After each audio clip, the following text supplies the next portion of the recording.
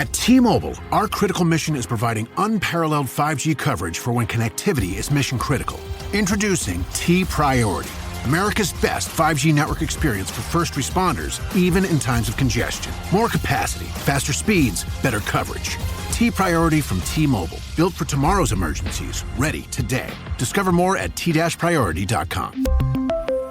For qualifying organizations on eligible rate plans, coverage not available in some areas and may be impacted by emergencies. This episode is brought to you by Indeed. When your computer breaks, you don't wait for it to magically start working again.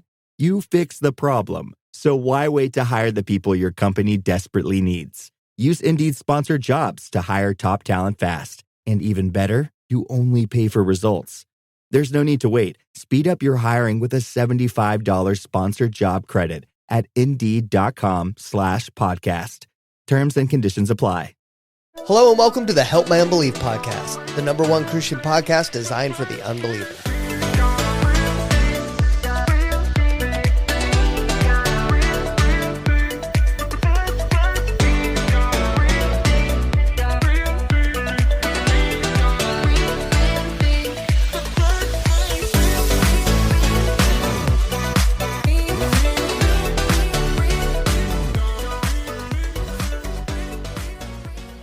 How's everybody doing? Fantastic. Good. I've actually had a beautiful day. Really? Productive. Got bids in. Got payments made. Boom. To me. To you. Praise the Lord. Handled and put out fires. Didn't work like I normally have to on Tuesday. Yeah. So, yeah, I kept saying, oh, no, I got to be somewhere at 3. Let's talk about your baptism first. So Larry got to baptize. You've got to baptize 2 people? Yes. And well, I was technically, yes. And it's your first time that you ever got to baptize somebody. Walk us through it. Tell us how it felt to be, even just to be asked about it. Like, tell us. First, I was blown away that they actually asked me. This is a couple that is here at the church. I'm intertwined with their family a little bit. He comes to my class. I just loved on Elizabeth, the wife. I've loved on Elizabeth since she, got here. And James is kind of in a shell a lot. But I just kept going at him anyway, and inviting him to be parts of things. So he's part of my men's group, and they got a little daughter that, it's one of those exciting things that every time she sees me, she runs to me and, says hi and gives me a hug, which there's a lot of little kids that are not afraid of my bigness. Yeah. I guess is a way of saying it. God's blessed me with that kids aren't afraid of me, to be honest with you.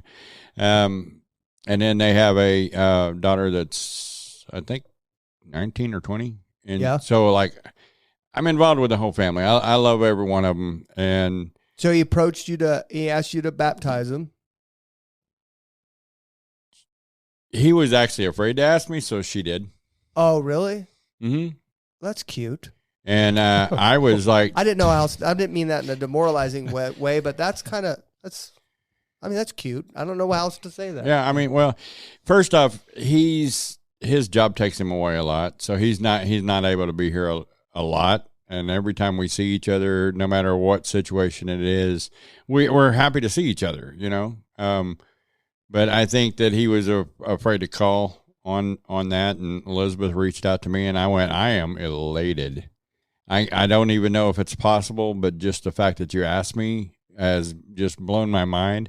And the more I got to thinking about it, the more I started tearing up about it, because it's not just that they asked or even that I was allowed to, it was that God allowed me to.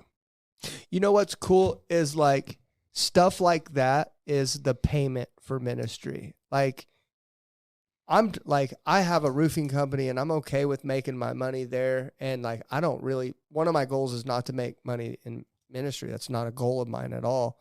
But if we were talking about what you get out of ministry, it's probably moments like that. Oh yeah. There's a lot of, I know you know this better than either one of us. I'm new to this part of it where I get rewarded by God for serving. That's how I see this. Yeah. I saw it as God actually rewarding me for my diligence and serving. But I enjoy serving. I've served with you several times, so I know that you know my heart on it. But that was like over the top. That was like asking to be the lead singer in praise and worship, and I've never been on a stage. That's how it felt to me. Plus, due to the situation, I was able to assist everyone in every one of the baptisms that we had on Sunday. I was so nervous because I was in the back and I was directing, and I wanted to make sure to get a good close up of you baptizing. That way it would be for you to, to be on YouTube. And little did I know that you produced a gym for me that I'm really going to get to post on this show. I'm never going to be asked to baptize anybody ever again. When you're listening to this recording, I'm going to post a clip playing on here. So if you're just listening, you might have to go to Spotify or YouTube to watch, but I'm going to post a clip of Larry baptizing. And the guy that he baptized is really tall. He's taller than you, isn't he? Braden's Braden's a couple of inches taller 6'5", than I am. 6'6". No, he's 6'6", 6'7", something like that. Wow. I'm 6'5", dude. He's tall. No, you're not. You're 6'3". Bite me. I'm 6'5". I don't think so. But anyway, I don't see what the point of adding things to your height when you're already that tall. I don't get it. It's on the driver's license. I'm just telling you what you they can said. You can just tell them and they put it. Anyway, no, I'm kidding. But Braden is taller. Have you tried that, Gary? No. Hey, I'm 6'12". No, I'd rather not lie. Zach, I want to see your driver's license. Now How tall I are do. you on your driver's 100%. license? Apparently, he's 6'4". Out of the sake of being honest, I put 5'7" on there. And then my doctor was like, bro, you're not 5'7". Why is that on your license? And I was like, I have this overwhelming desire to be unlike Larry and just be honest. Oh. Mm-hmm. That's what it is. Well, my driver's license says I weigh 300 pounds, and I don't do that anymore either. Oh, you don't do that weighing heavy I stuff don't weigh 300 anymore.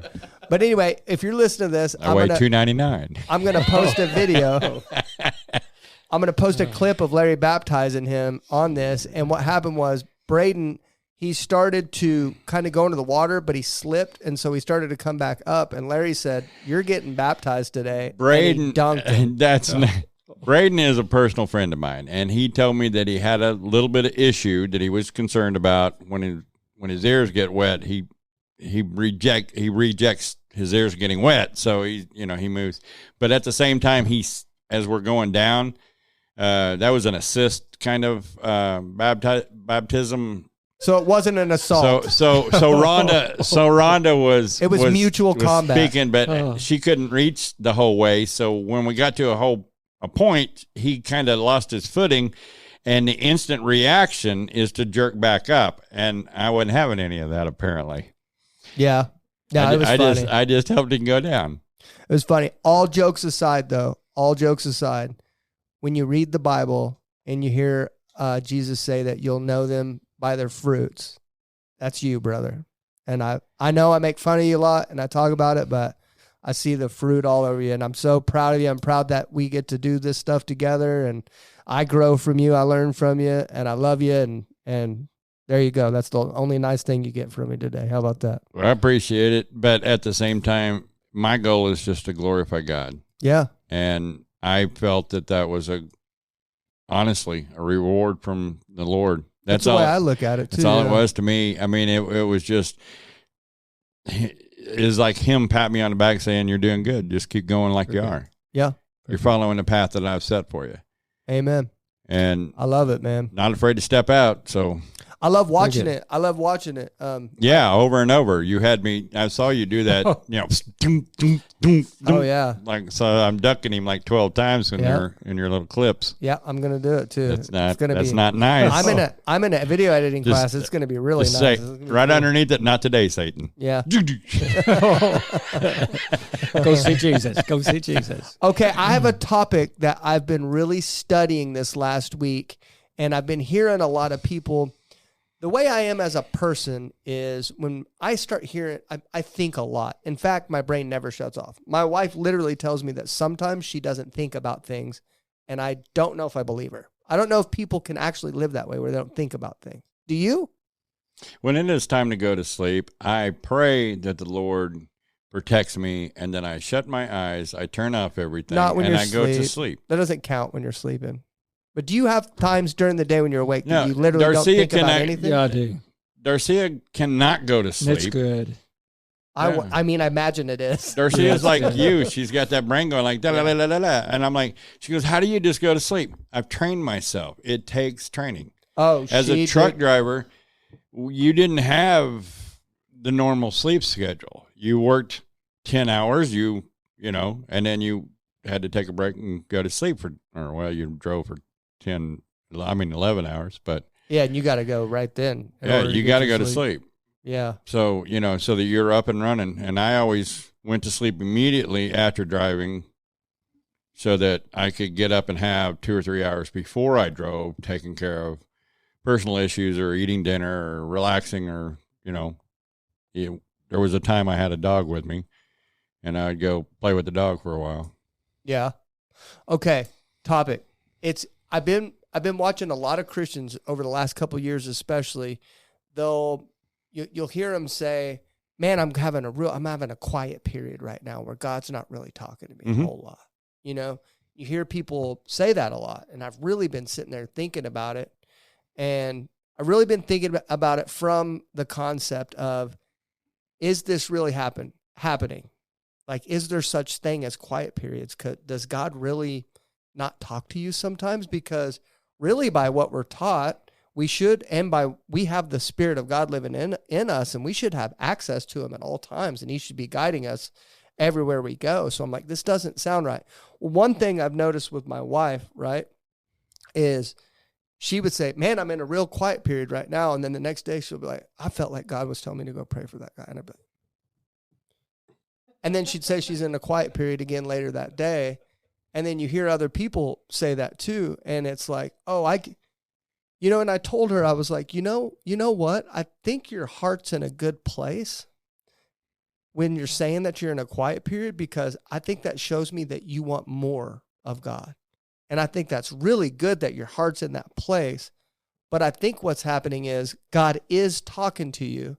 He's just not talking to you in the way that you want or expect him to. And so you just completely write off the fact that he's talking to you altogether. I think, unlike you, God doesn't have to speak all the time. Yeah. Okay? No, I mean, I agree with that. Hold on. Pastor Gary, when your grandkids were younger and could fit in your lap, since I know most of them, did you ever have those moments where they just climbed up in your lap, they put their head right here, and neither one of you talked to each other? Sure. You just held them, right? You didn't want to disrupt that moment, did you? You wanted them. It was a cherished moment, right?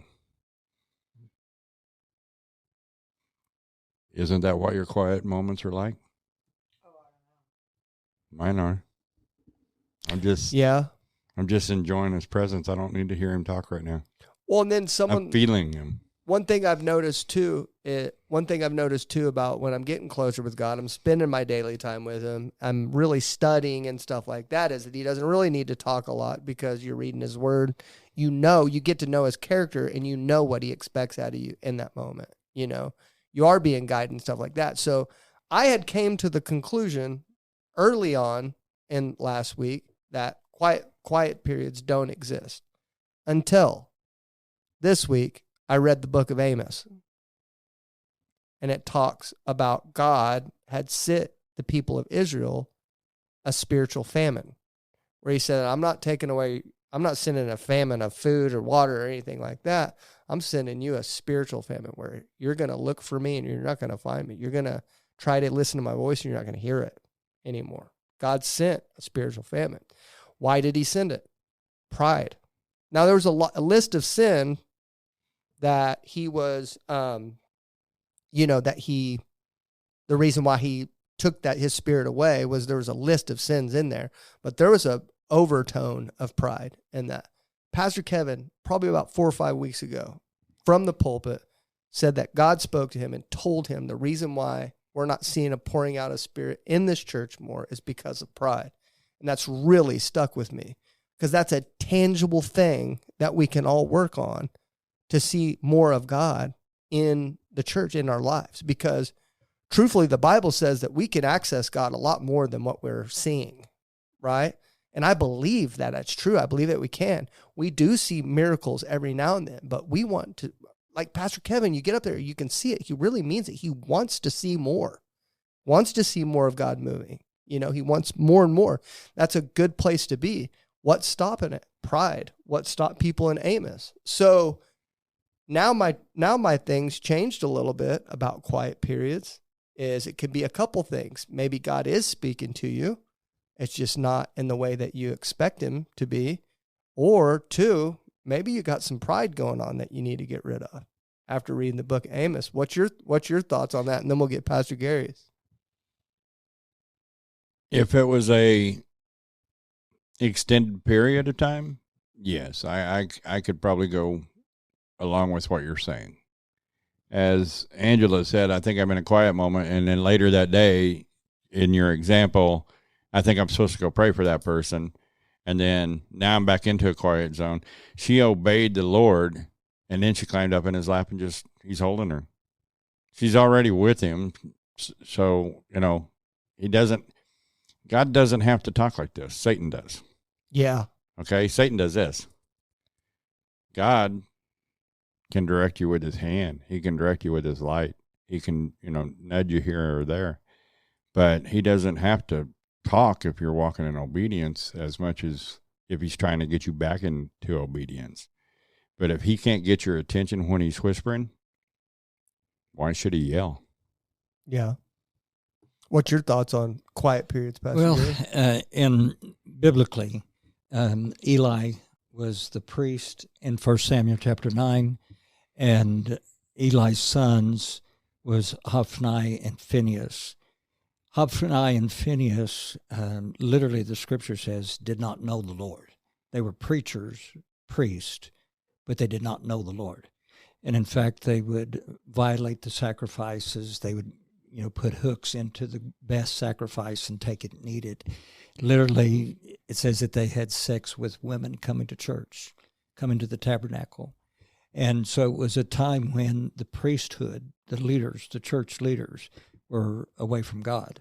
And that's when, if you remember with me, they had a battle with the Philistines. They said, well, God will be with us, so let's take the ark with us. Mm-hmm. They were presumptuous, believing that taking the ark with them, that it would secure the victory. And the Philistines captured the ark, killed Hophni and Phinehas, and of course word came back to Eli, and Eli was, he died. And so what we find in the story is that there was no widespread revelation at that time. In other words, God's voice went silent.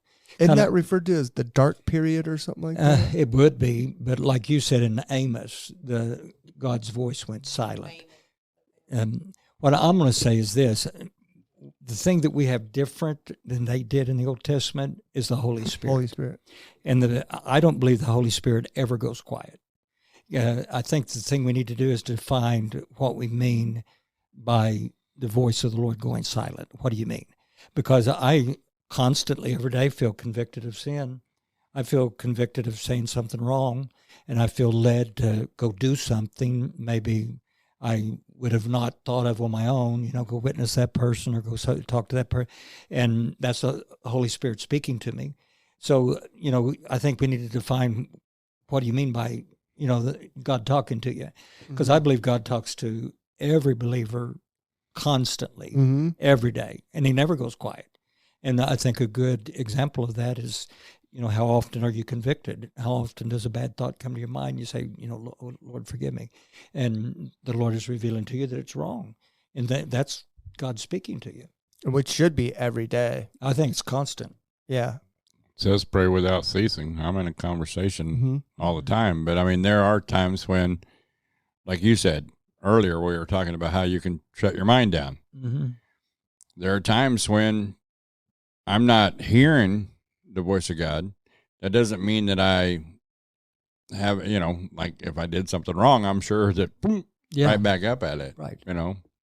Yeah. And I think it's from a good place that we all want that miraculous encounter with God constantly. That's really cool. Like that license plate on the men's group on Thursday, that license plate story. I won't go into it, but God clearly spoke to this guy through license plates on 2 different occasions. It's amazing. And we'd have to set up the whole story to tell you exactly, but it was clear. It wasn't just a coincidence. It was wild. And he talked to him like that. And we all want God to speak to us that way. And he does occasionally. He does. He comes through. And to me, when he does that, I think it just shows how much he loves us, because Jesus said a wicked and adulterous nation will ask for a sign and he won't give you any. And so I look at it like we're in a generation where wickedness is running rampant, and God probably doesn't really want to give signs, but he gives his kid a sign every now and then. Just show you like, I'm here. I love you. Chill out, but we do have to define that how God's speaking to us on a daily basis.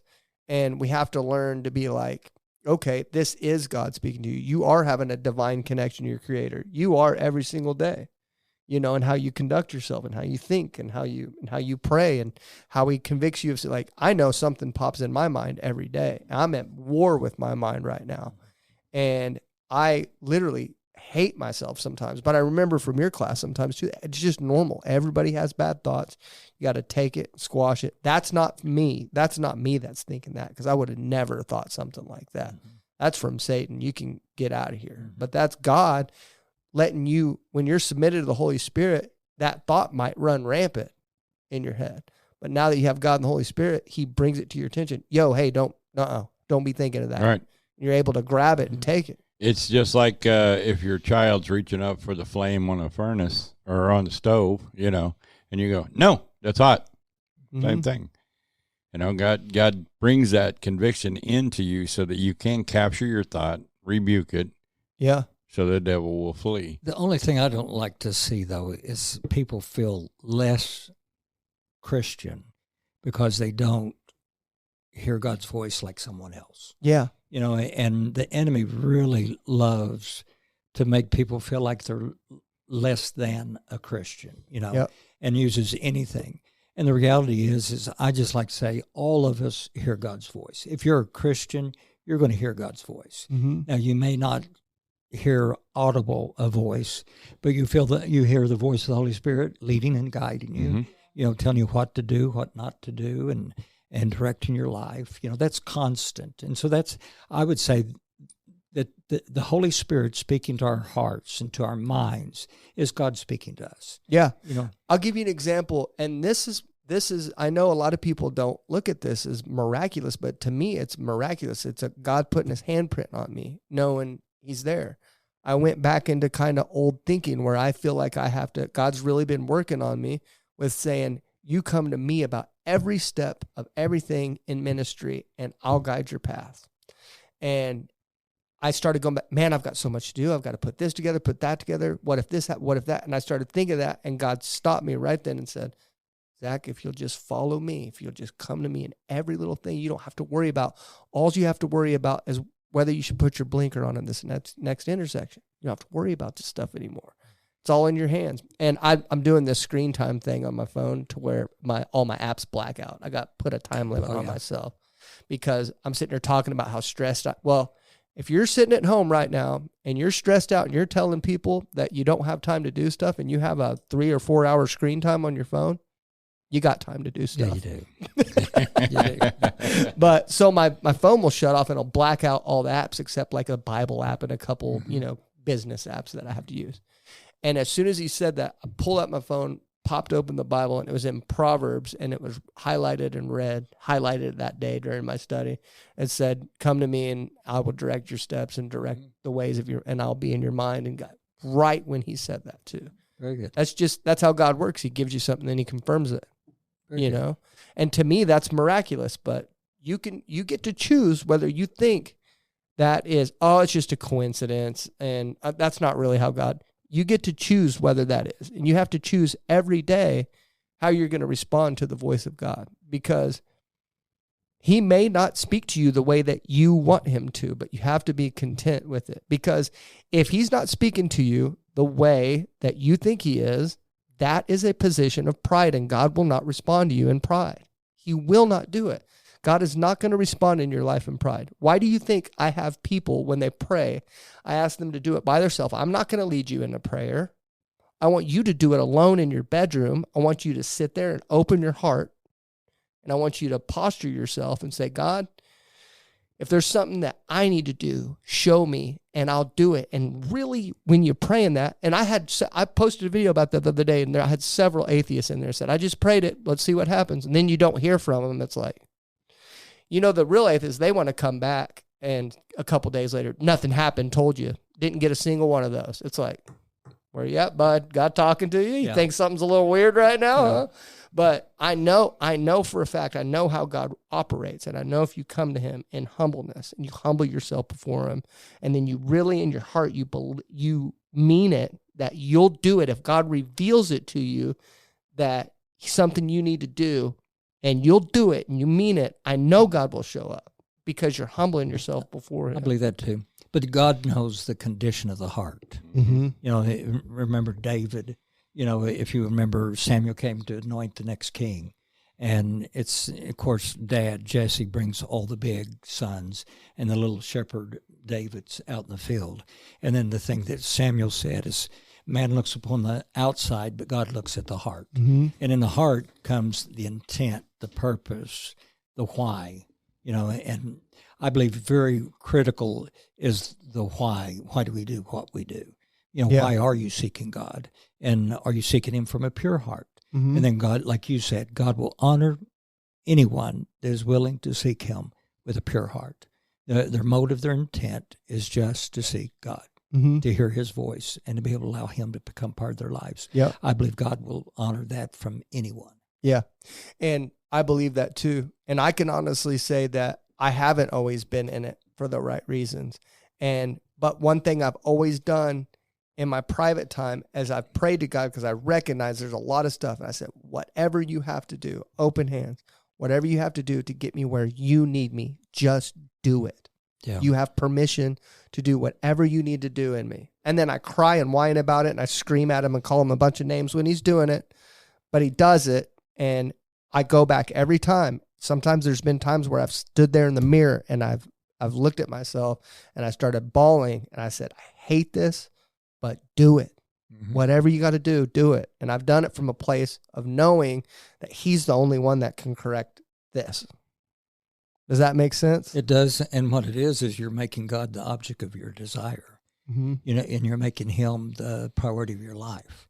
And you just give him an invitation to be able to take you from where you are and move you to where he wants you to be. Yeah. And I believe that's obedience. Now, that is not honestly a new convert, a new Christian. That takes time. Mm-hmm. It takes time to be able to, and like you said, fight pride, fight arrogance, fight self-will, whatever it is that you're dealing with. And I don't believe everybody has the same issues, but we have to get past self to the point to where we want God more than God and his will more than my will, more than my plan. Mm-hmm. And like that prayer that you said you prayed, that's a tough prayer to pray. God, take me from where I am, change me, mold me, shape me according to whatever you want. And that's a tough prayer. It's scary because he will do it 100% of the time. If you meet him from the depth of your heart, God will change you every according time to his design. And it's never by taking you to a carnival and sitting you down on a park bench. And you're going to be going through fire, trials. I mean, that's how God does it. I just couldn't imagine how God could do that in relaxing circumstances. With me, it's been pretty tough. Some of the worst pains I've ever felt in my life. And like I said, I've screamed out and asked God to stop, told him to remove it. I don't want to be a part of this anymore. And I believe if I would have said that from my heart, I don't want to be a part of this anymore, he would have obliged me. But God's a good dad, and he has guided me through all this, and just seeing where I've came out on the other side is so cool to watch it. And I even know I'm fully aware that I'm in a break right now. And the only thing I ask of God is like, hey, if you can just get to me, if you can get me to where I can be like this when I'm going through the trial, I'll be happy. No matter what. If I can just not learn how to not be so wrapped up in my circumstances, price tag, you talked about it. What's your price tag? You can say you have a 0 price tag all you want, but what is your price tag? If you go through something and you scream at God, you have a price tag. You have a price tag. That's the bottom line. If your price tag is 0, no matter what you go through, you will not be looking up in anger. You'll be like Job. You'll submit yourself to him and say, whatever your plan is, I'm there for you. And that's a price tag. And honestly, the difference you're talking about is between faith and trust. Mm-hmm. And we've talked about that a lot, because not always does our faith give the results we want. But when faith does not give me the outcome that I desire, then I trust. I have to trust. And I trust God. And in our culture right now, and the political system and everything that's going on in America, as a Christian, I see things that really concern me. But what I have to do is trust that God's working according to his plan. Mm-hmm. And so we're just going to, not my will, your will, and I'm going to put my trust and my confidence in you. Mm-hmm. Things aren't exactly like I'd like for them to be right now, but at the same time, I don't know what you're doing as far as working this way towards that ultimate end. And so God knows the end from the beginning, and he's a whole lot smarter than us. Yeah. And it's hard not to be, like the intent of this class that we're in right now about being cynical. It's hard not to be cynical, because if from the outside looking in, it looks like America's a foregone conclusion. Like, we already know what's going to happen. We're done. We're on a one-way track to HE double hockey sticks, and it doesn't look. But from this class, I don't think we should approach it from that way. Mm-mm. I think we should approach that we can have a revival here. Right. And that we can have multiple millions and millions of people come to know the Lord. That's it. And But I don't think we need to be cynical.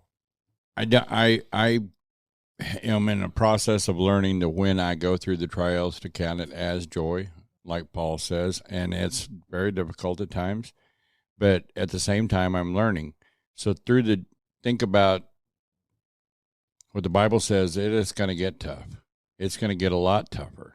But it has to get tougher, because there are people that are going to be driven to their knees through the hardness, and once they get to that point, then they can submit to God when they wouldn't have, because of their pride kept them standing up. Mm-hmm.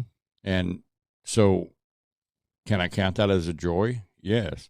I'm not interested in happiness anymore. I used to search for happiness, but what I search for is the joy of the Lord in my heart, where I'm just seeking after him and finding him in everything. Yeah. Even in the trials. He's right there holding my hand. That's in the good. fire, he's right there. It's a whole new level, isn't it? Like, it's one thing to stand tall in a trial and to just be like, trust you, God. But it's another thing to be joyful in it. That's a whole new level. I mean, that's a level that we all need to work to get to. He's a good example. All the surgeries he's been through. What was it? 6 weeks he came back. Didn't even have a limp, barely, something like that. Yeah. It was just, I mean, And God- amazing. And to me, joy, like you're saying, joy is to be convinced that everything's going to be okay. That's just, I'm convinced that, Romans 8:28. all things work together for Yeah. the good. I know that Yeah. that's the truth, so I don't have to worry And about to me, it. that is joy. I know everything's going to work out for the good. And that conquers pessimism and being cynical. The joy of the Lord. And again, of course, the joy of the Lord is our strength. Yes. Rejoice in the Lord always. And again, I say rejoice. Call on it And a so lot. thank God for that. Thank God that we can have joy even in the midst of trials. But I mean, the Bible gives us 365 times that he says, do not fear, do not worry.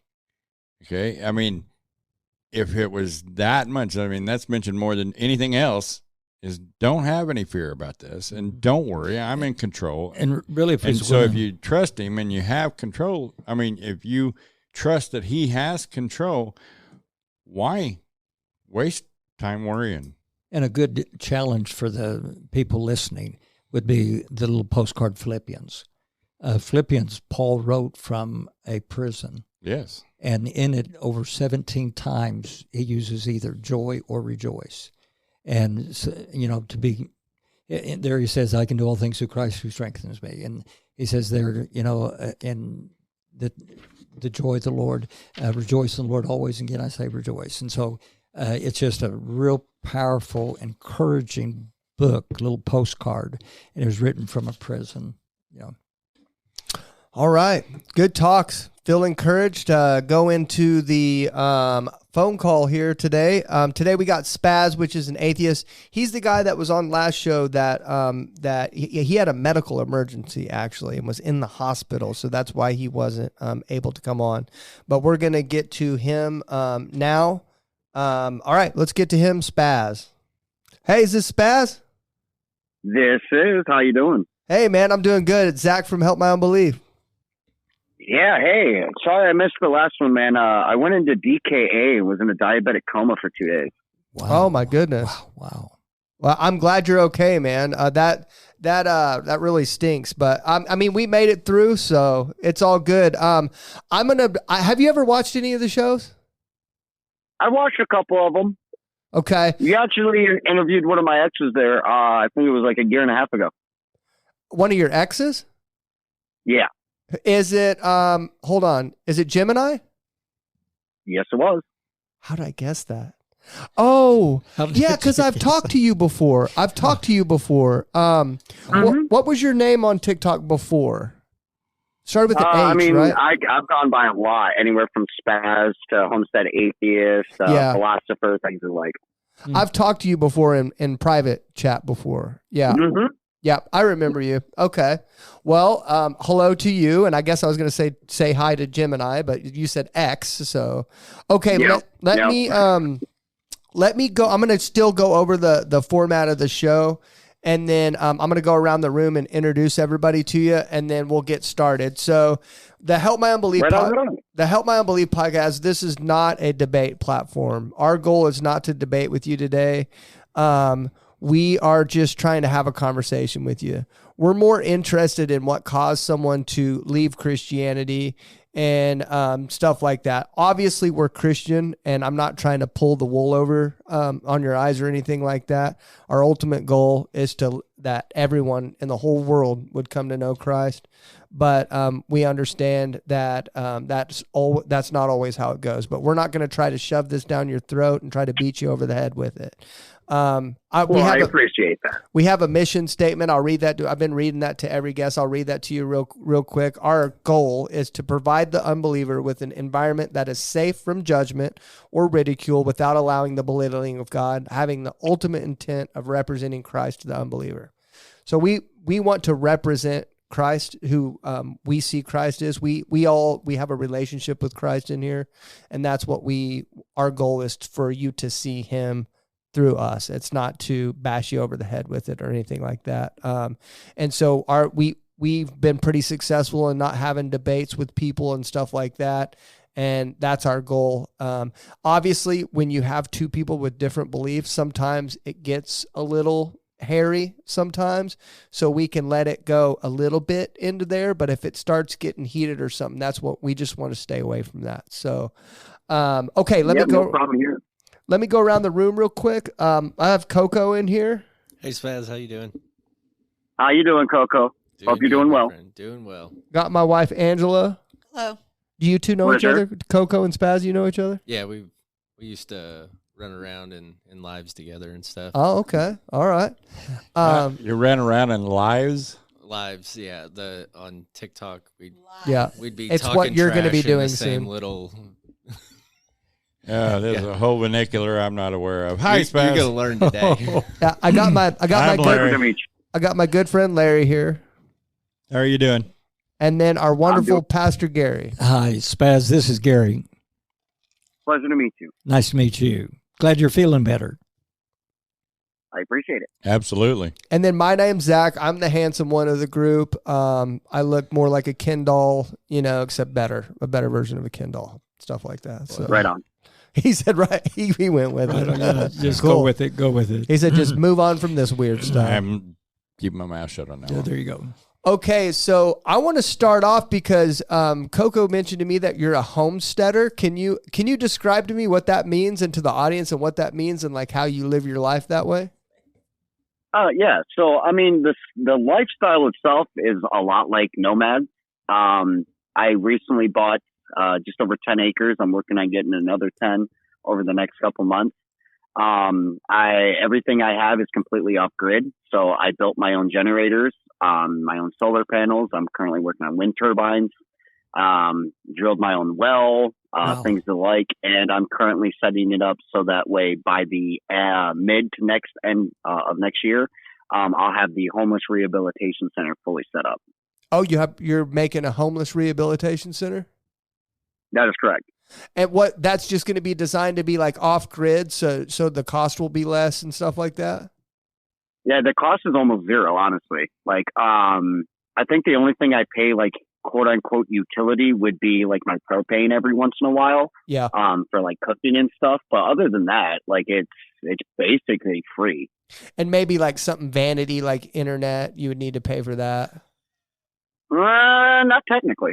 Not if you know what you're doing. Okay. We don't have to go into Technically, that. when you get internet service, you're paying for like the company's service. So either their optics or their satellites. But technically, the internet is 100% free. So if you know how to build like your own what they call black boxes, you have your own, say, like Wi-Fi tower, things alike, and you just use what they call the trip codes. You can have internet completely on your own. Wow. Wow. Wow. Far smarter than me, man. Yeah, he said a lot of stuff. It sounded like a different language completely to me. I It's had no almost idea there what for he me, said. too. But so you grow your own food and all that. I'm cool with that. Grow my own food. That was one of my I do goals. like a lot of the medicinal stuff too. cool. So like all of my medicine outside of my insulin, which eventually that's going to be all home done as well. But like say there are gastro issues, right? I'll go out and I'll use Malmin. I'll use blue sage. I'll utilize things like ergot root. If it's like heart issues, I'll use things like dandelion. What about beets? What was that? What about beets? Like the food? Yeah, the beet. Yeah. Yeah, we grow those. The red beets, yeah. They're good for sugar diabetes, aren't they? They can be, but like if you eat too much of them, it'll actually cause your body to become what we call insulin resistant. So you do have to microdose how many beets you eat in a given time period. Okay. See, that's where I would have no. I mean, there's just certain foods that I love to eat. Well, and I like that idea. So the idea of the homeless shelter is like everybody that comes out there kind of pitches in for the homestead and kind of helps keep it running. And then you kind of could grow it that way, huh? Well, that's only for the permanent residents. So like, for example, recently, I welcomed in a person by the name of Brendan. And he's going to be a permanent resident, which means even when I get the property in other states, stuff like that, the people who are permanent residents are the ones who are going to also run it when I'm not around. For those who are just visiting, who are there for anywhere between 1 to 3 months, the whole goal is to get them completely on their feet. So they literally pay nothing. Oh, so Well, awesome. you're like basically like a halfway house kind of then? In a sense, yes. Yeah, except not for. So yeah. I'll be providing shelter, access to education, whether that be like connecting them to things like university, which gives them free access to free college, things alike. I help people with finding jobs, transportation, all that jazz. Are you making content about this stuff? Not about the shelter, but I do every once in a while cover things for homesteading. Most of the stuff that I cover, though, like on things like TikTok or Clubhouse, things alike, is applied theology, history, archaeology, and science. Now, if I remember correctly, I think we talked and you said you're something called a humanist. Is that correct? No, so I'm an atheist, but I've been a practicing magi for over 20 years and a practicing shaman for just over a decade. Okay, can you describe that to us? Yeah, absolutely. So a magi, which the word comes mostly from the Persian, and Akkadian aspects. They're originally named Magus, right? They're similar to like the Magi, the Hafgathis, Druids, so on and so forth. They're practitioners of quote unquote higher magic. They're the ones who study things anywhere from alchemy to chemistry, astrology to astronomy and cosmology, thermodynamics and the applications thereof. So if you're a practicing magi, your job is to not only research and then practice to see what works and what doesn't, but say, society breaks down, your job is then to go from surviving faction to surviving faction to make sure no knowledge, history, culture, expression is ever lost. As a shaman, however, though, that's kind of some people will call us witch doctors. Other people will call us healers, guides, things of the like. But their job is to help people understand inner spirituality and connection to outward spirituality. How can you be an atheist and practice spirituality? Love that question. It's as simple as just because things operate on the quote unquote paranormal doesn't necessitate a deity, right? It also kind of breaks down on what you define as a deity. For me, a deity is something that is not only venerated and worshiped, but is also a contingent factor of reality. And since personally, I have never had that access or communication or process with an entity at that level, to me, nothing is worthy of quote unquote veneration, worship, things of the like. So it's kind of like you and an ant coexist. You are a higher power to that ant, but you're not its god or deity. Okay. Interesting. So you believe that they're very well, you believe there are spirits around you right now? Right now, there's spirits around you right now? To a degree. I don't think or believe that spirits like Casper the Ghost, right, exist. But through science and shamanism and the practice as a magi, I do fully acknowledge that there are entities, there are expressive of certain powers or energy sequences, things of the like. But I also know that, as a practitioner, we always chase the mundane before we start investigating the quote unquote paranormal.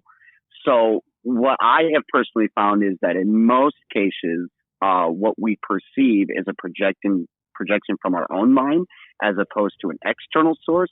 However, that's not to say that there aren't scientific registerable facts of an outside force. Okay. In your best guess, what happens when, what happens to me when I die?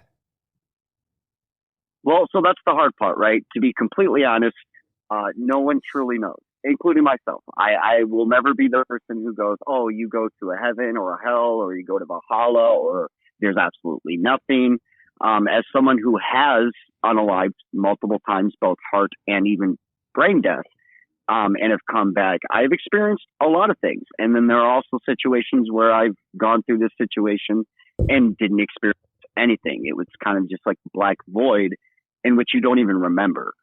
I've also utilized things like external DMT, ergot, which, transfers into a natural form of LSD, things like mind-altering herbs, drugs, and fungi, and have reached kind of the same state. So in my opinion, when you die, you kind of fractal as existence, right? There are pieces of you that remain in the direction of polarity of the reality we're in now, your body.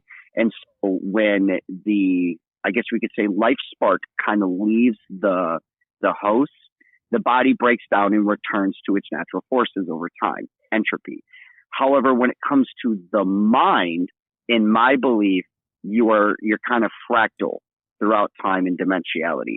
So pieces of you still retain to a degree, but it doesn't stay as a whole. Okay. And so give me some history about your religious history. Do you have an upbringing in Catholicism, Christianity? What's your history in Christianity? Or most people have a Christian background. Do you have any of that? Well, absolutely. So from the ages of, I want to say about 5 until I was about 11, 12, I was raised by a Scientologist stepfather. And at first she was a Roman Catholic mom, but then she became what I call a denomination hopper. So like every other week, she went from being Baptist to Pentecostal to Preterist to Mormon to what have you. It was the flavor of the week, if you will. Yeah. By the time I reached 13, however, I ended up moving in with my native grandfather. And he's the one that like really supported me and pushed me to continue to learn, to educate myself, not on just one belief system, but on as many as I could get my hand on. He's the one that introduced me into my native side of my roots, introduced me into what a shaman was, so on and so forth. So yeah, I was raised as, you know, a quote unquote believer, things the like. And even from, you know, the ages of 17 until I was about 22, I still tried to remain in the Christian faith. I tried to still keep it in my life. At first, I was a youth pastor for about a year. Then I became a full-blown pastor / leader through Harvest Ministries. But then it got to a point to where with my studies and my knowledge, and then seeing how many churches will say one thing as opposed to the text, eventually it just got to the point where I felt that if I continued it, not only was I lying to, you know, my congregation, I was lying to myself. And so that was kind of the point of me fully stepping away from organized religion. And I remained a deist up until I was about 23 to 25. And it was around 24 to 25 that I fully settled into atheism. How old are you now? I'm 33 going on 34. Okay. So you've been out for a while now. Yeah. And then, I mean, I appreciate that. Yeah, I appreciate that. I mean, that you know, you lived an authentic life. Something broke there. Can you remember what it was that kind of broke you out of Christianity? Like what started it, or what was the main overtone that you were having issues with? I mean, I know it wasn't just, I don't believe this anymore. Do you take me back, maybe even take yourself back and remember what exactly it was that started to toss your mind off from it? Well, so, I mean, I wish it could be as easy as like when I was still a believer and I used to, you know, speak my testimony that as a child up until I was 11, you know, I was physically tortured, mentally tortured. I was passed around as, you know, basically a piece of meat for others' gratification. But in all honesty, what really actually got me stepping away from it was just education. I would study the text. I would put it to the test. I would practice, you know, what the spiritual leaders of whichever faith I was studying. And then that's what brought me to the point of atheism. So where a lot of people, it's kind of, you know, through a traumatic situation, or it's kind of like a light bulb moment where 1 minute, you know, they believe, and the next minute they're like, why would I ever believe that? For me, it was a very gradual process.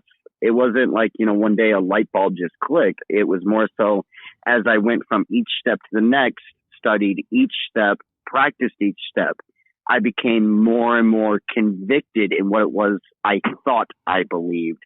And I moved away from having a belief system or like having beliefs to kind of accepting that there are things that I know and that's what I accept. And the things that I don't know, I seek to know. Right.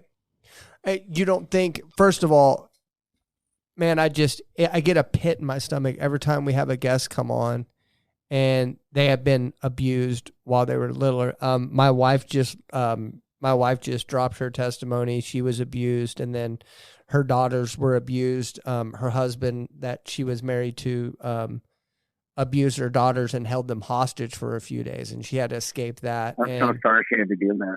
Yeah, and so in my own family, I have people that have dealt with abuse, and it just hurts me because I love her so much.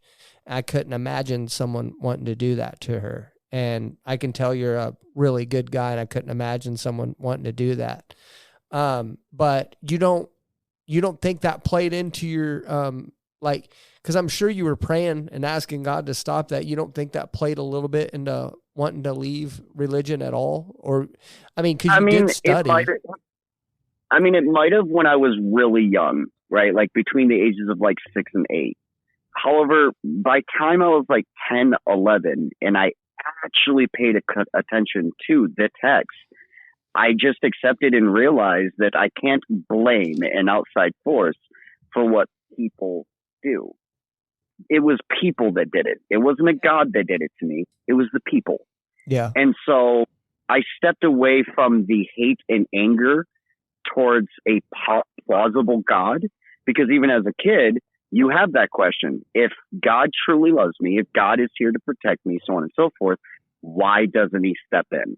Right? It's one of the biggest age-old questions for every person that's ever walked away from the faith. But for me, I just got to a point to where it wasn't a question that had to be answered, because to me, it didn't matter. The God wasn't the equation. The people were. Yeah. And in shamanism, do you believe in forgiveness? Like, have you forgiven the people that have done that to you?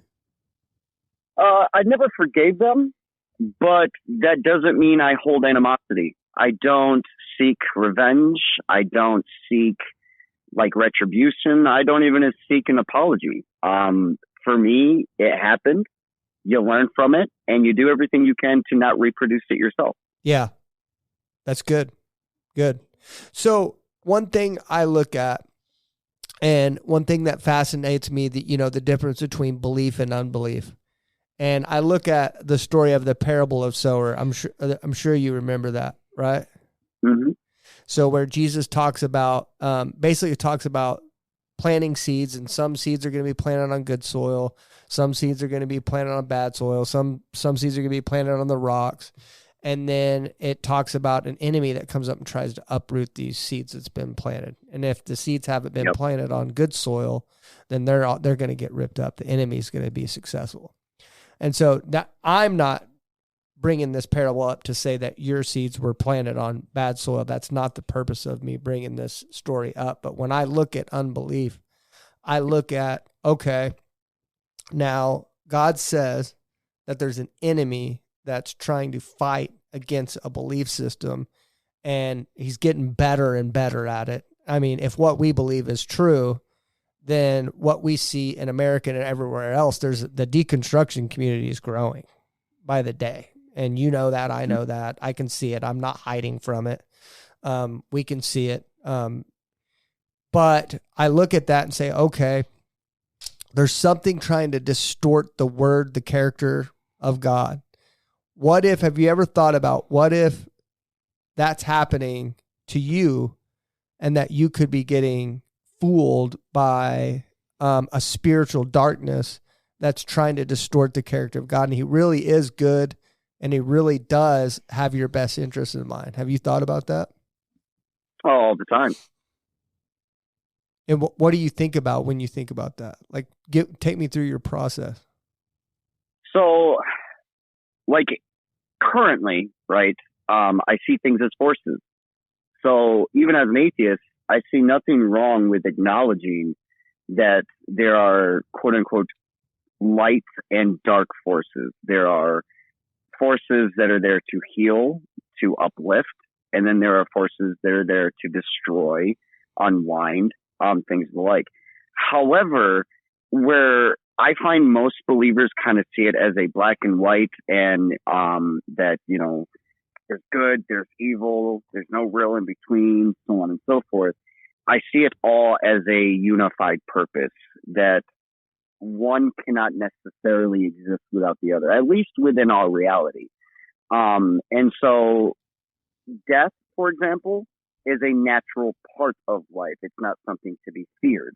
When it comes to the idea of morality and things alike, I have accepted and understand that it is rooted within myself first, which is why it is never identical with, say, any other person that I interact with. There are always going to be some situations in which the individual's perception is going to differ from my own.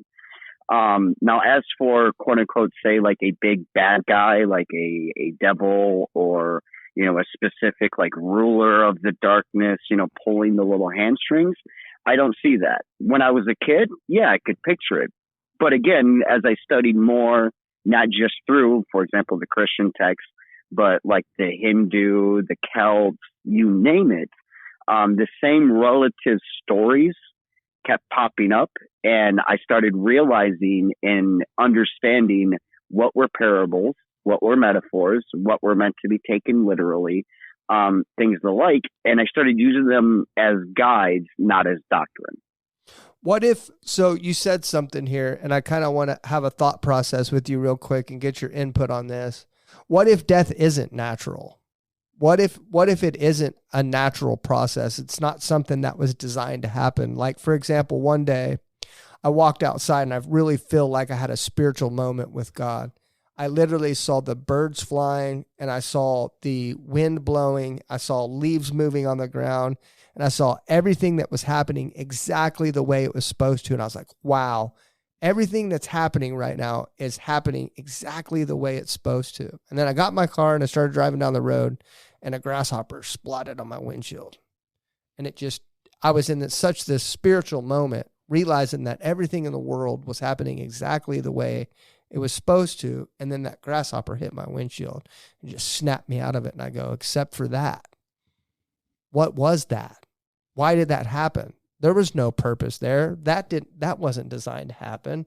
It seems like everything's supposed to be, it's going the way it's supposed to be, except for life. And it seems like we're outside of the rules now. And then you look at it and you go, okay, well, the story the Bible tells me seems like we may have stepped out of those rules, if that makes sense. We stepped out of bounds, just like something naturally we do every single day is wake up and we put on clothes. But that's not natural. Like, if you think about it, it's weird that we put on clothes. Why do we have to hide ourselves? Why do we have to hide ourselves? We shouldn't. We are created a certain way.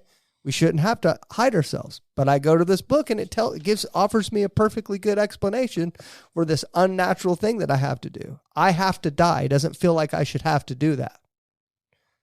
I also have to put on clothes. It doesn't feel like I have to do that. What's your thoughts on what I'm just going through a thought process here. What's your thoughts on that? So and I can totally understand that. And so for me, when I say it's a natural part of the order, it's because I don't see death as only the ending of quote unquote life, right? Death for me symbolizes change. It symbolizes time itself, right? So think of it kind of like this. In one time clockment, one moment, you are one thing. But every time a next time clockment, next screenshot, right, next photo in the photo album occurs, a death occurs, a transition occurs. What you are now is not who or what you were a second ago, right? There is always that variable of change. So that variable of change is death. It's kind of like the doorway from one perception to the next. But there's no identity in that. The end of life. Where's your identity in that? Personal identity? Yeah, if you just are constantly changing into something different and you skip from here to there, where's the root of you? Where's your identity at? Well, that's the beauty of it, right? Your identity is ever changing. Yeah. I don't know. I guess I'm that's always growing. I guess that's where I depart from you a little bit is I want to have an identity, and I want my identity to be in Christ. Does that make sense? That's what I'm saying. It makes sense. It just, the more I look into this Christianity thing, the more I have the questions, the more I look into it and realize that there's perfectly reasonable answers for all of our questions in there, and it's just that doesn't bother you at all that you don't know what you're going to be from here to there, that you may be something else. It doesn't bother you, or that excites you, or what? I mean, it used to bother me. But it's kind of like the idea of death, right? Why I have no fear in it. One, because if everything was infinite, right, it kind of loses its beauty, because when I look at something, I know that at one point that will no longer exist. So I cherish it all the more, right? And then to top it off, when it comes to the progression of no longer being who I used to be and I become something new, I can have a general idea of what that might be, but I don't know for sure. And so every experience is a new one. Okay. Let's say the Christian God is real. Would you serve him? Well, it depends on which one. But if we're using like a colloquial variant, right? So we just say Yahweh. If we're going off of the text, no, I would not. Jesus. Okay. Could you give me like a definite, like either a historical version, or are we only going off of the Bible? So who I'm talking about is the Jesus, like, for example, Paul says that if Jesus didn't rise from the dead, then Christianity's null and void. It's pointless. So I'm talking about the one and only Jesus that rose from the dead. He is, Okay. John describes him as the Word, that he's been there since the beginning. And he's the atonement for our sins. So that one. So for me, that's one of the biggest reasons why, one, it wouldn't make sense, and two, would I hang out with the guy? Would I probably like follow some of his teachings? Yeah, probably. Would I worship him? Would I venerate him? Would I see him as a quote unquote God? No. Fair enough. Do you don't feel any angst about that at all? None. Right on. Because for me, for example, right, it'd be no different than Buddha, right? Or the Dogja, Celtic belief, or, Odin, so on and so forth. To me, it's all the same. They all have very humanistic characteristics. They have their good sides and they have their bad sides. And at least with Christianity, I think that's like the biggest thing, at least for me, that really woke up, was when I looked at the aspect that we were supposedly made in their image, right? Our flaws are presented right within them. They're jealous. They can be vengeful, but they can also be passionate. They can produce love. And then you've got things like Isaiah 45:7, right? I manifest the light and the darkness. I create prosperity and calamity, right? It's the embodiment of both sides. When it talked about Jesus going into the desert to face the devil, it was the biggest flag for me that it, at least in my opinion, was a representation of the battle of the flesh, where you have your conscious and quote unquote spiritual desires, and then you have your physical desires, which on both ends can be vengeful or, profitable. They can be hateful or they can be joyful, but the application therein still relies within you. It's not an outside force that demands or forces you to do so. You're the one who makes those decisions. You're the one who produces it. So before I would even think about applying it to a God, I'd first have to apply it to myself. Okay. Fair enough. Okay. We're going to do something called the rounds now, Spaz. What we do is we go around the room and we all say something in closing. And then because you're our guest, you're going to get the last thing out of this. So right on. We're just going to go around. Coco, you got anything? I was just going to say, thanks for being on. It's good to hear from you. It's been a while. Hope you're doing well. And again, we appreciate you being here. Okay. I appreciate you too, Coco. Gary, you got anything? Yeah, I'd like to visit with you for just a moment. And this is Gary. I'm the pastor, and so you and I will have some things in common. And I want you to know that I've enjoyed listening to you. You're very articulate, and I can tell that knowledge is very important to you. And you're very intelligent. And I just have a couple of questions I wanted to visit with you about. And absolutely, one is you made mention of thermodynamics as being something very important to you in your study, and of course thermodynamics tells us that that eventually there'll be nothing, that there's a loss of energy with every time that it's used, going down literally to eventually being nothing. Would you agree with that? That's the basic definition of thermodynamics. So no, I wouldn't agree. What thermodynamic does present to us are two main systems. One is the aspect that within a operating closed system, energy operates in a very specific way, which is why we say that energy cannot be created nor destroyed within a closed system. However, we know that our universe is what we call a semi-open system. Now, whether or not our specific universe, according to thermodynamics, will experience either a heat death or an extreme. But you don't agree. You don't agree with the basic definition of thermodynamics. Well, so the basic thermodynamics kind of just states that within the closed system, it could operate at either what we call cold death or a heat death. Well, my question was going to this then, and that is what do you believe the future is? What do you believe the future of the world is? Depends on how far in the future. Like if we're talking like eons, for me, when I run the math and I run, physics and quantum physics and temporal mechanics, it's most likely that we will kind of phase from one set of polarity into another eventually. But it's as good as a guess as anybody else. Okay. Another thing I was just going to ask you was concerning the Magi. What is of course, you've studied Scripture, and you were a pastor at one time, and of course, the Magi visiting the birth of Christ. And what is your take on that as far as who they were and where they've come from and what their intent was? Oh, yeah, sure. So, like, when you get, like, real deep in the archaeology, paleontology, etc., you find an individual by the name of Yeshu Ben-Hur, later took on the titleship of Barbalos. He was a grand Magi. No, I'm just talking in general. What do you think about the Magi in general coming to visit? Well, that's what I'm saying. Like, this individual was visited by Balthazar, Gaspar, things of the like. They were Magi priests. Yeah, but I'm saying from Scripture. Yeah, I mean, I think it's a relative accurate representation of a certain individual. Mm-hmm. And that they came from where? Persia?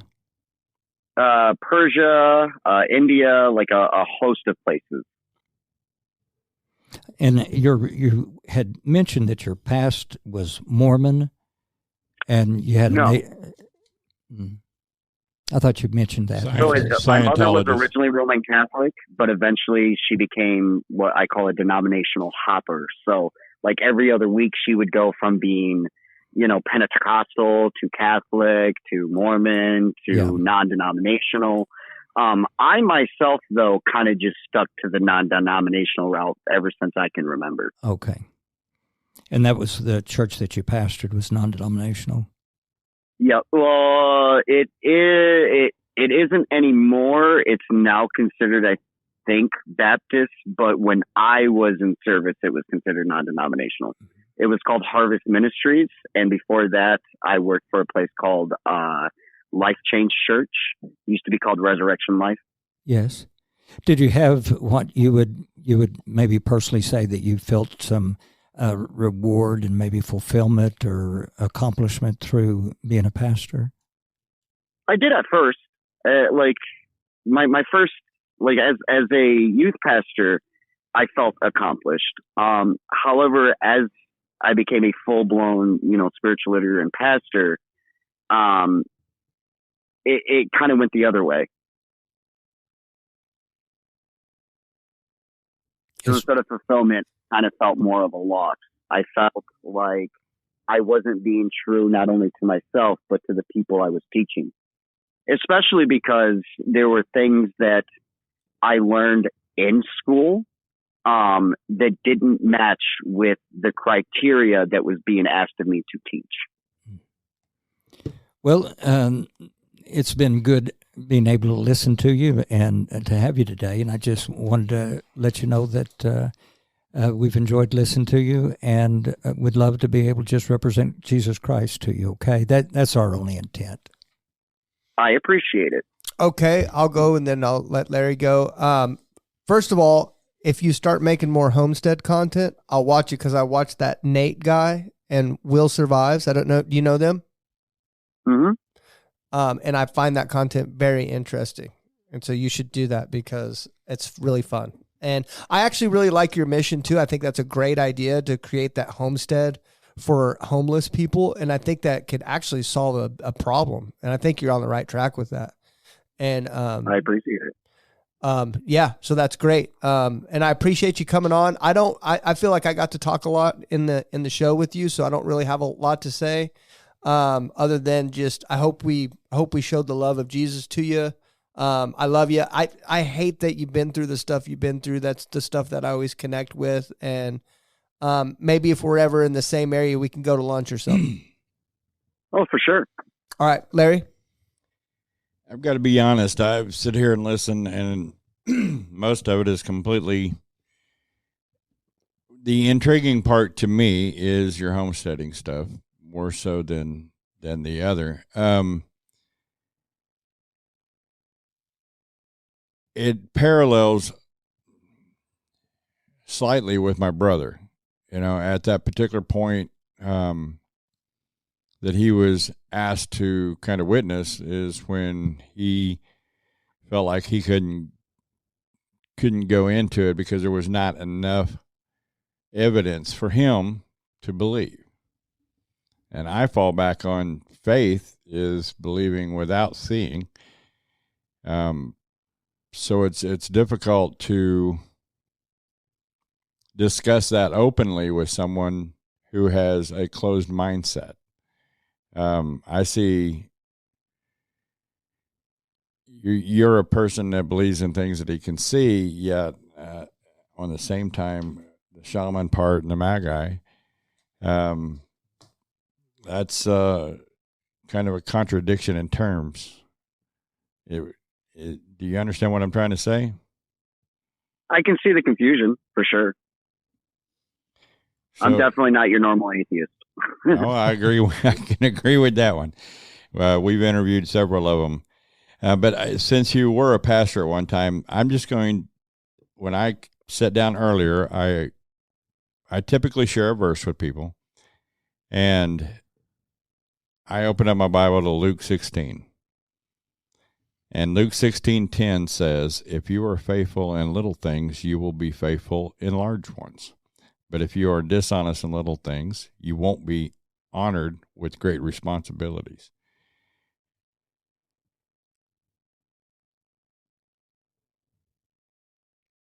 I think that really was the verse that I'm supposed to share, but it goes on, if you don't mind, in 11. And if you're untrustworthy about worldly wealth, and who will trust you with the true riches of heaven? And if you are not faithful with the other people's things, why should you be trusted with things of your own? No one can serve two masters. No one can serve two masters. For if you hate one and love the other, you will be devoted to one and despise the other. You cannot serve both God and money. Is what I use a NLT version. So to me, where it says money, shouldn't really be there. But I think, in all honesty, I can kind of understand where you're coming from with everything that you've been through. But there is a time when it has to go beyond what we see and what we touch. And I hope I didn't sound like a blubbering idiot, but that's what I felt like I was supposed to share with you. I appreciate you coming on and taking the time to speak with us. And I hope that your diabetes gets under control so you don't have another issue like you did. So if you don't mind, I'll put you on our prayer list. Sure, if you'd like to. Okay. Right. Spaz, it's all yours, buddy. I appreciate y'all having me. I'm always down for like actual discourse. I've always been one of those people that like I've never really cared whether someone believes in something or not. The only thing I've ever truly cared about is how people utilize that belief. So I mean, if you're chasing God and you're paying attention to things like Matthew chapter 25, 32 through 46, and you're feeding the hungry, you're clothing the naked, you're visiting those impoverished, you're letting your fruits speak for you, I will never have an issue with you in any way, shape, or form. And I encourage those. Like, I'm not one of those atheists that tells people that, hey, because I don't agree with you or what you're saying doesn't make sense, you need to leave your faith. I implore people to research it, to deep dive it even more, to get truly intimate with their belief. Mostly because I kind of see it no different than our mundane, right? If you take out a, loan for a mortgage, right, you're going to read all of the terms and conditions. You're going to truly master your knowledge of it, and then you're going to apply it. And that's how I see faith. That's how I see beliefs. That's how I see religion. That if it is something that you wish to believe and you wish to practice, you wish to grow, do it with sincerity. That's all I ask. And I try to do the same. which is why, like, if I'm asked something that I don't know, I will not try to pretend that I do know. I'll flat out say, I don't know, and I'm still trying to figure it out. And I appreciate people who are willing to actually have that discourse, who can understand that, yes, we can have several different types of beliefs. That doesn't make us enemies. I agree with that. It's tough to have these conversations, but we get through it. And you were really cool, by the way. That was really good, and I like your message at the end there. So, thank you. I appreciate it. Shoot me a message on TikTok and start creating that content. Might feed your homestead a little bit more. Just because I don't have enough of it. I love the homestead content. But anyway, okay, brother. Take care, man. I'll holler at you later. Thank you all so much. You have a good one. All right. Bye-bye. Bye. I don't know how to hang up a Android, but he must have did it. I had a hard time answering it when I was carrying. Where are we at? What time are we at right now? 120. Okay. I have like something I'm kind of, this isn't, anything we say here isn't necessarily pertaining to the conversation we just had. I just made some actually, I don't care if you think that or not. It does pertain to the conversation we just had. It's our show and we can format it any way we want to. So if you don't agree with this last part, bite me. How about that? All right. Anyway, hold on. Anyway, so hold it back. Should we edit that out? I don't know. Go ahead. Are you getting ready to yell at me? Nothing wrong with being honest. Anyway. Are you getting ready to yell at me? No. Okay. No, you did great. So my thing is like, so you guys remember when I went through kind of like my questioning period and stuff like that, right? And one thing I can tell you during that period that I didn't really have a really good connection in my prayer life with God, because you can look at like a lot of Christians, they go to church and they combine a daily walk with Christ with, I've got to be reading, praying, and worshiping. And if you have any of those that are out, then you're not a real Christian and you just need to get out of here, right? My number one connection with God has been through prayer, has been communicating with him, pouring my heart out and stuff like that. And there's some days I haven't read my Bible and it just doesn't seem like he cares that much. Hold on.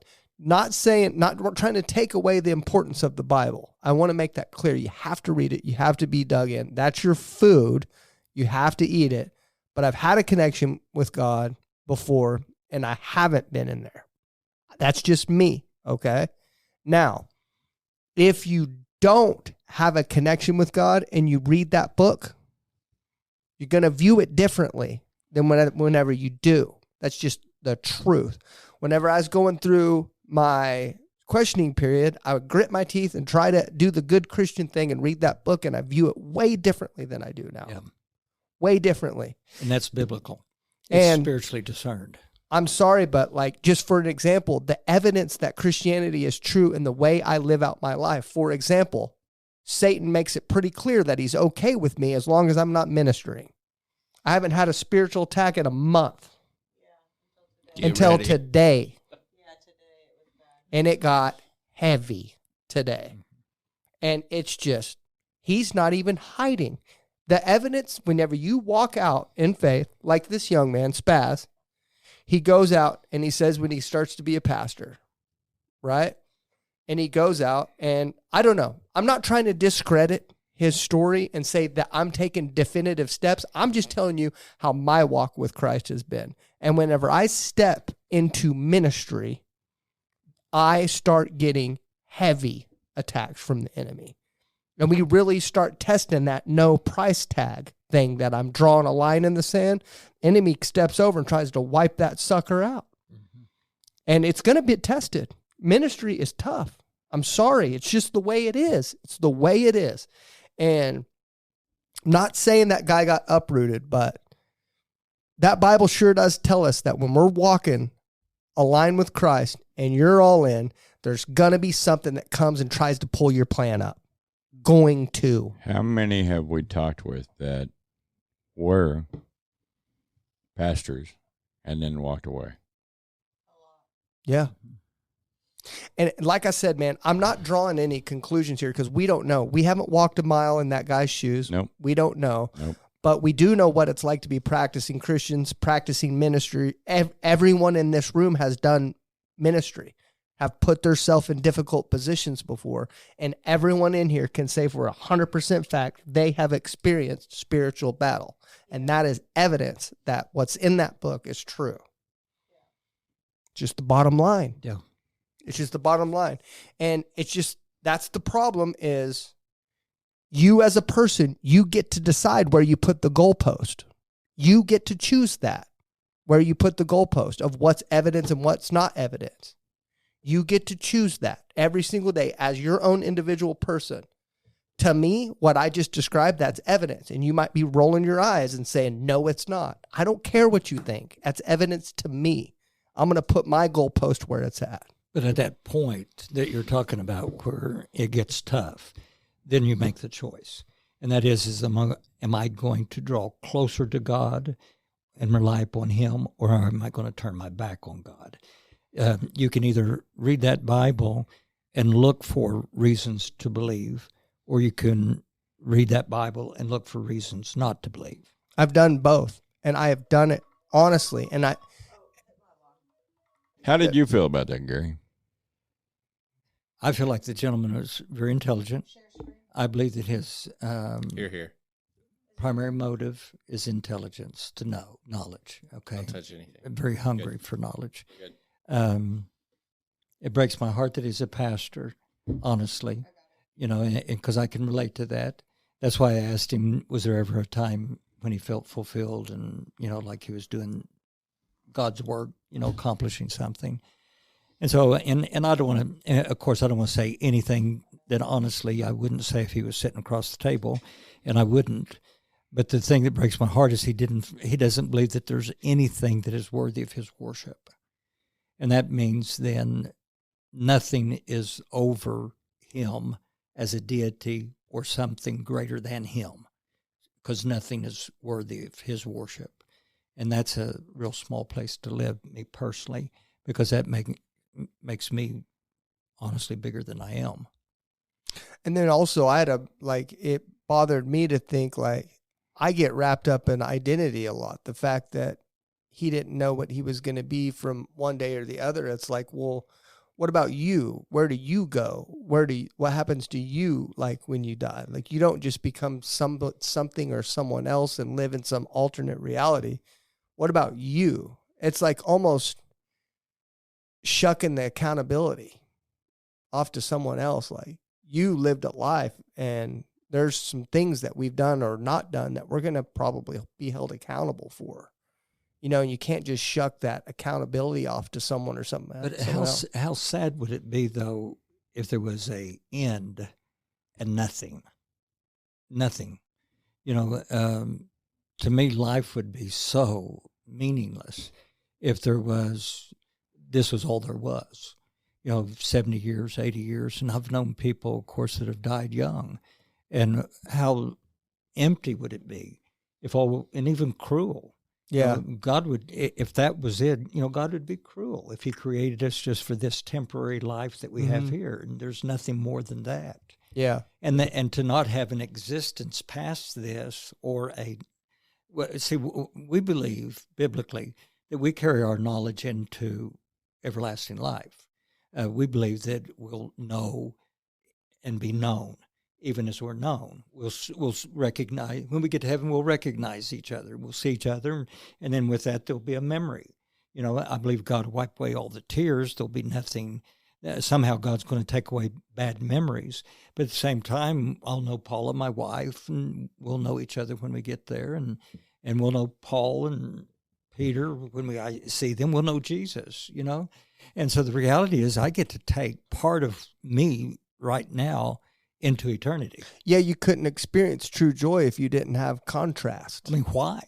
Yeah. I mean, if this is it, how miserable is that? Yeah. And why, I can't even look forward to eternity if I have no awareness of it. I get to take me into eternity, which makes it paradise, makes it worth it. Yeah. It's just, I don't know. The more I talk to people on the other side of unbelief, the more I see evidence of spiritual warfare. And I've really been studying the way Satan operates, and it really intrigues me. In the book of Job, right?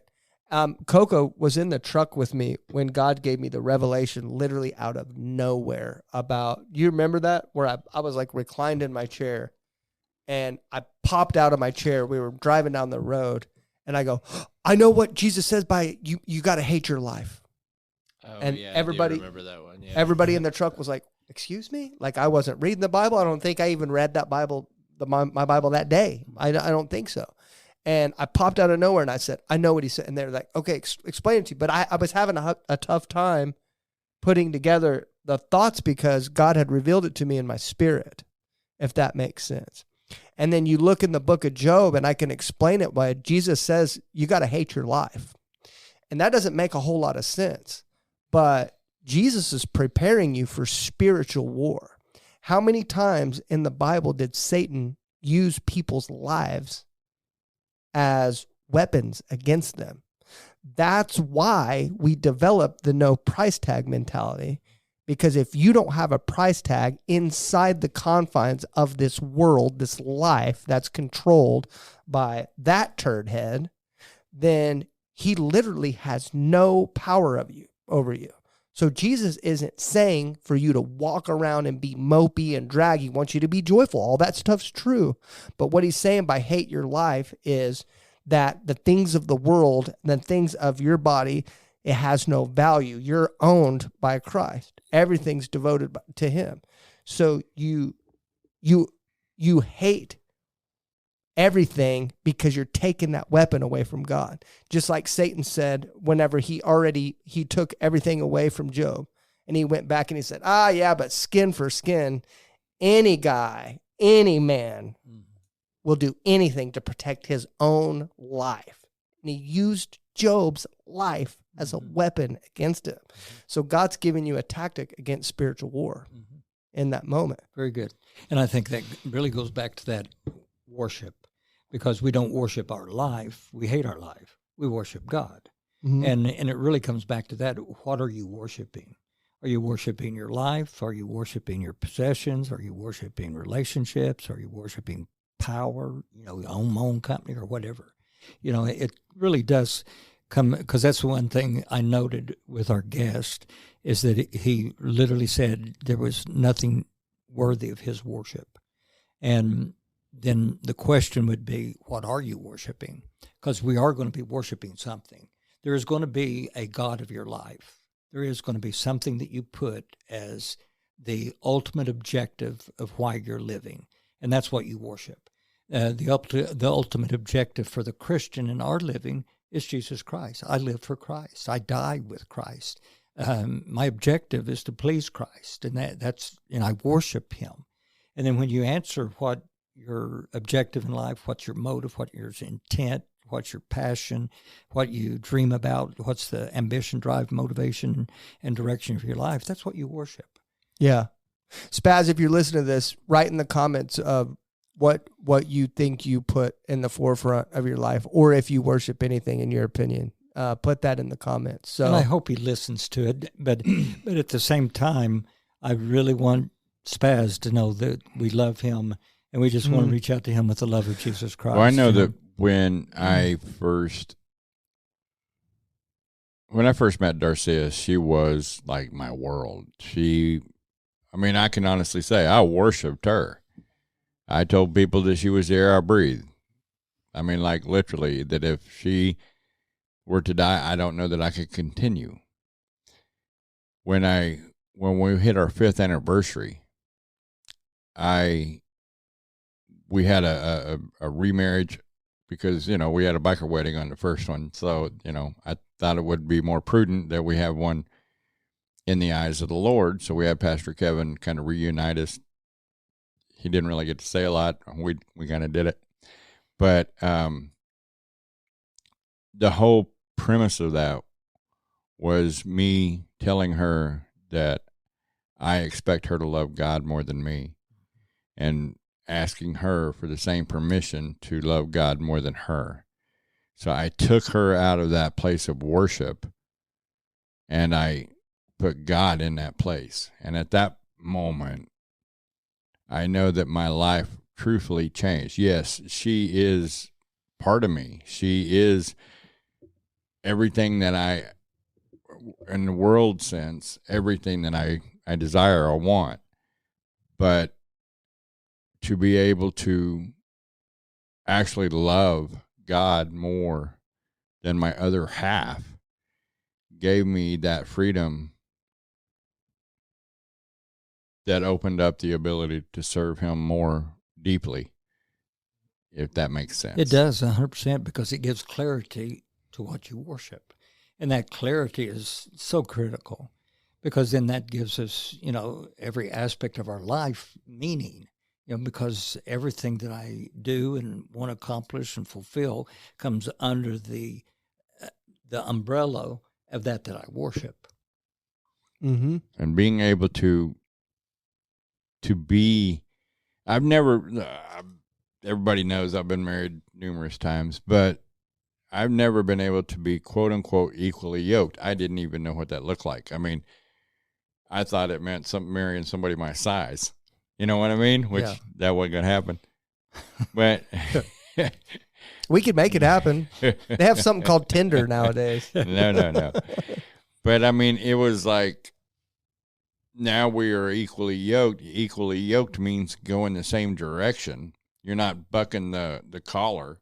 You're both have the same purpose, which is we both choose to serve God continually. We don't, there are times if she wearies, then I carry her weight. If I weary, she carries my weight, meaning that I encourage her. She encourages me equally. It's not just me being, the leader, but we are equal because we are one. And until I honestly never understood what that looked like, even though my mom and dad were, a good example at that time when I was growing up. I didn't understand how to become one. Yeah. I mean, we all think it's just the union part of it, but it's really not. It's not at all. It's an amazing revelation when you can stand together, and I feel her worshiping. I feel her joy in her worship, and she feels my excitement for the Lord. Even though we're two different people, we feel that. And together, it's like we glow searching for God in worship. Mm-hmm. I mean, it's, I don't know, maybe I'm a little bit off. No, it's very good, because a good study is Genesis 2:24, where it says, and the two shall become one. And then take that same thought and go to John 17, where Jesus said, I pray that my disciples would be one, just like, Father, you and I are one, because Jesus is praying to the mm-hmm. Father. And he says, I pray that those who believe in me because of their testimony, that they would be one, just as you and I are one. And so that's crummy math. So what he's talking about is unity. Just like Genesis 2:24, the two become one. So every believer becomes one in unity of our love for God and our purpose, our motivation, our drive and ambition. That's that everybody, every believer. That's what makes worship service it really so intense, is because everybody... You get all these believers together and all worshiping God. Love it.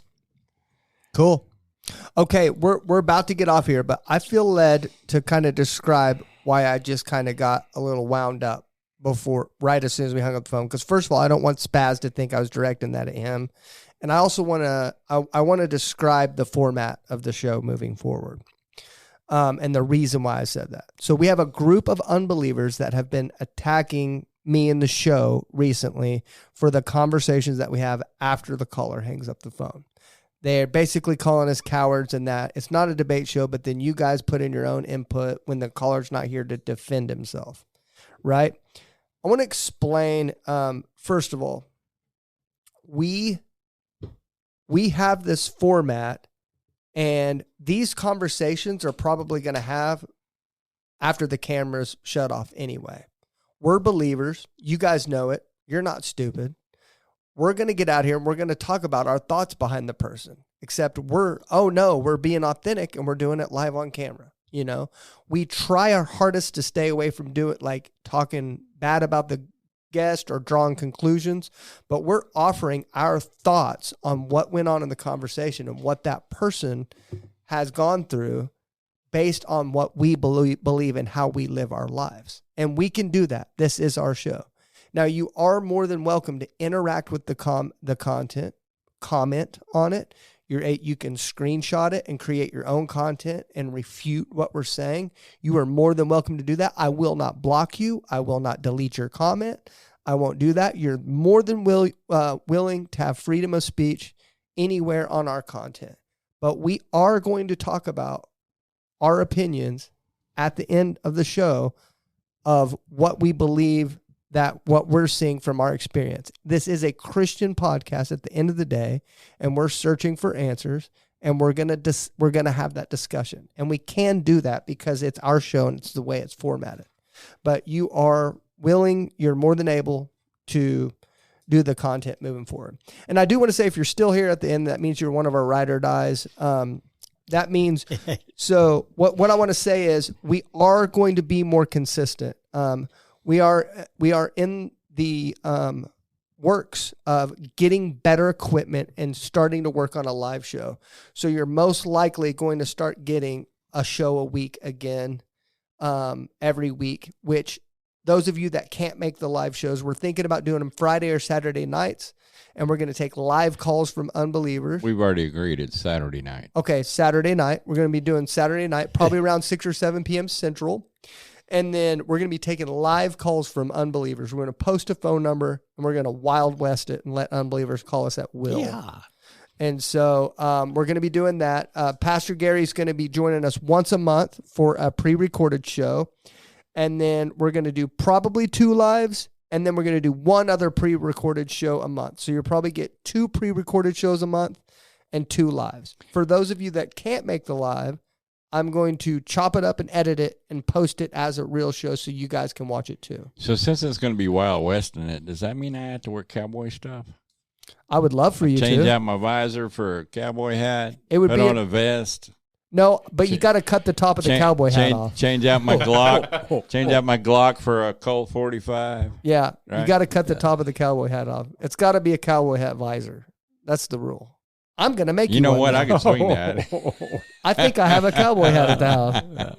You do. I do. Yeah, but I'm I gonna don't make think you our go heads with- are the same size. Are you saying mine's bigger or smaller? It was gifted to him. You don't even Metaphorically. Everybody bigger, knows right? about your ego, brother. Right. Okay. Anybody got anything in closing? All right. Take us out, buddy. You know, I just want to say that I honestly, when the comments are negative, I just offer up a prayer for you. Doesn't matter if you believe or not, because I do, and it's my belief. So I can understand your anger. I haven't been quite where you are, but I have been there before.